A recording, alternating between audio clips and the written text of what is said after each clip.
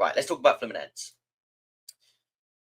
How do they press? Now, when we go into this Fluminense game, I think that we're going to see a similar-ish sort of standard and like type of game to what we saw against Palmeiras. I think they're going to press predominantly with 5 going forward, with the traps being set with their back 5 as to when to press. Now, Fluminense, they started their first few games, even against Dortmund, in about 4. But then since then, we've actually seen them against Inter and also against, who was the other game? Is it Inter Miami? No, Al Hilal, both in back 5s. And I think that that's most likely what we're going to see in this game again. The difference to how they press, how Palmeiras press, is Palmeiras pressed a little bit more with a 2 forwards, and then they would create this sort of 3-2 attack, or like not attack, but press, first line of pressure, by having one of their centre mids jump up, and then one of their fullbacks would drop into the back 5. Whereas for Fluminense, they start with more of a back 5. They have the 3 forwards pressing in the front line, and then they have that sort of 2 pivot who can be split in the middle of the park. So if I show you another example here, you've got the 3, you've got the narrow 3-2. You've then got the back 5 players ready to pounce. You've got the wing back ready to go on the winger who's out wide. You've also got one of the central defenders jumping up to mark the space in between that pivot, which is going to be split and dragged apart, which is something we spoke about quite a lot. So as you can see, you got the 3 line of, like, you got that line of 3. And if I put that on the tactics board, let me go over to the tactics board. Oh, need to remove this from stage. We can sort of put the 3 pressing here. Now, if we used to lock it like this, then you've got 1 for each defender. Now, of course, it doesn't really work like that. And this, like, they're going to be trying to screen before they press. So in fairness, I think that these 2 players, I don't think you need 2 again. I think much like we did with Andre, I think you're going to need 1 in here, because you instantly there, you've got a 4v3, got the advantage. And if one of these sort of triggers the press, you can find Caicedo between the lines. If they don't, then you've got one of these players are going to have space, because if they're just trying to watch Caicedo, Cole's going to have plenty of time on the ball to try and pick the passes into the pockets, and it's going to give you lots of sort of options. Now, where was we? Because I was about to move. So what I think this means, and we've got to remember, Cole isn't available. So I think tossing playing as that central centre-back is going to be key. Cole out. How we sort of set up the rest of the team will depend. Caicedo, I think, will be in there very well. I mean, I think he will be in there. The rest of the team, though, kind of depends how you're going to sort of formulate the rest of the back line. So you've got Tosin, you've got Cucurella, who are both going to start. Reece James is another one who is apparently fairly fit. Where's Reece? If I put him... Where have I put Reece? Oh, he's there.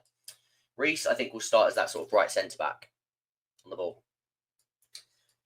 So we've got the back 3 intact there. But I think Cucurella, I think that means he'll push up and he'll sort of be playing like this. So I think the 3 will be as follows. So now it depends who do you play as the left centre-back. Badia Shield apparently left on crutches as well. So possibly, I think we see Chalobah starting as the left-sided centre-back and playing like so, which would give that back 3, this between the lines, and that is basically how our midfield would look. Now, again, you'd have sort of their 2 in here, as we spoke about. And if I draw a little line, that creating that split is going to be key. And having Palmer in the middle of all this will also be key, because 1, can he drop in and sort of affect play like this? But also, can he sort of split this even when this does split with these 2 between the lines, can he receive the ball in the half turn?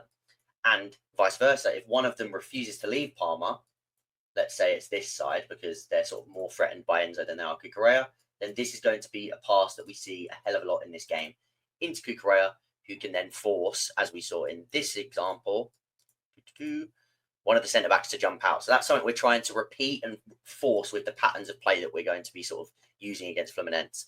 One last example, again, this sort of just shows you got the centre-backs there, trying to keep that line of 5 sort of in line. But again, there's going to be triggers behind this double pivot that if you can continuously sort of activate those triggers, it's going to cause sort of tension in this back 5 and allow for little runs in behind. So again, you can see that front 3, quite compact. Again, you got the furthest, the right winger on that left centre-back. So again, you can imagine that being sort of Chalobah in this scenario. And then again, it's sort of a 4v3 with that first line of pressure. So again, you could even see here, where are we? Could even see Casado sort of dropping in here, and it's sort of looking again to try and get on the ball before this line of pressure and sort of create again that. Oh, that's not a box. A 4v3 that we just spoke about in that first phase. And then again, you've got an overload in there as well because you've got 2 versus 3 unless one of the defenders jumps up fully. So, rest of the team, how could it look? If this was the defence, and as I say, this is the pockets, you've then got, there's going to be a back 5 for Fluminense.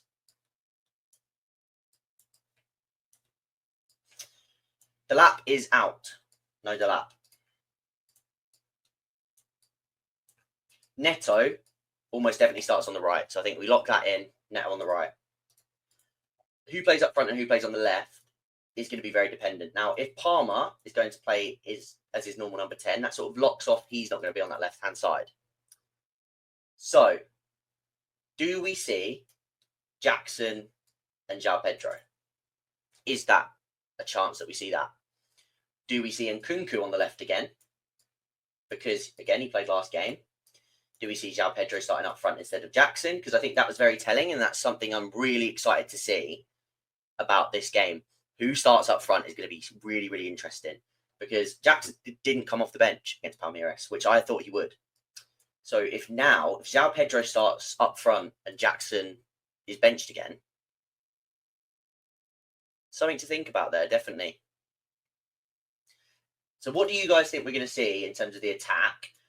If I was to put money on it, I think that we could see this because of the Jackson thing. I think there's more to it. Now, that's not to say he won't start because, like I say, we have no idea. Maybe Maresca just didn't want to throw him straight back into the limelight, straight after a red card. And maybe he does play this game. I think there's a good chance he does. But Nkunku, he's been working hard. Does he start on the left? And João Pedro, really good cameo. Does he get a chance to start against his former club? I mean, he started off in Brazil. He was with Fluminense. So could this be the team? Let me know your predicted starting 11s in the comments down below and your predicted scoreline for this game against Fluminense.